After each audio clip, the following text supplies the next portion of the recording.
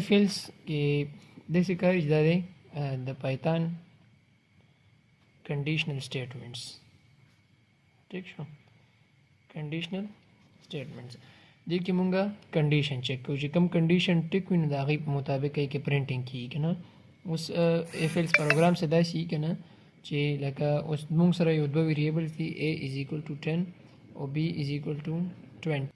یو دوه ویریبلز دي a is equal to 10 او b is equal to 20 ټیک شو په دې باندې به ته کنډیشنز به لګې اف ایلس سټیټمنټس کنډیشنز دي که نه لکه اف لکه څنګه چې نور پروګرامینګ لینګویجز کې داسې دی کې سیم ټو سیم اف ایلس دی که نه خو خبره دا ده چې دې کې چې کوم دی دا بریکټ وغیره نه وي په پایتان کې دا شارټ کټ لینګویج دی نو اوس اف a is greater than b ٹھیک شو نو پرنٹ هلو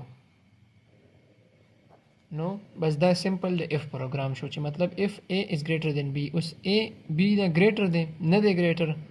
مطلب نو دا پروګرام به ایرر ورکوي ولې چې دا کنډیشن فالس دی او دا چې کوم دی دا به دا نه پرنټ کوي ولې چې کنډیشن کله ټرو شي نو دا پرنټ کېږي کنډیشنل سټیټمنټ داسې چې ته کوم کنډیشن ورکړي که نه او هغه کنډیشن ټرو شي نو هغې نه لاندې چې کوم لاین وي بیا پرنټ کېږي اوس دا به کله ټرو وي دا به هله ټرو وي چې اف a is less than b print hello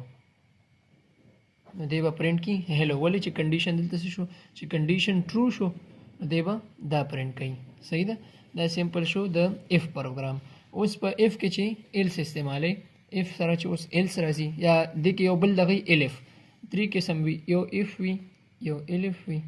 او یو ایلس وي اوس به د الف څنګه الف داسې چې کله یو د اف کنډیشن دا ولیکلو او هغه فالس شو اوس مثال کې طور په دا کنډیشن دی او دا زه فالس کم یا دې سره زه ایکول واچم چې a is equal to یا less than b نو کنډیشن ما غلط کو کنه دا کنډیشن فالس شو دا اوس ټرو کنډیشن نه دی if a is equal to or less than b if a is equal to or less than b نو کنډیشن فالس شو دلته بیا بل کنډیشن ته دی نو بل کنډیشن چې کله ته لیکي نو الته به یوز کې الف سیکنډ کنډیشن د پاره استعمالېږي الف او دلته بل کنډیشن ورکم چې a is less than b print word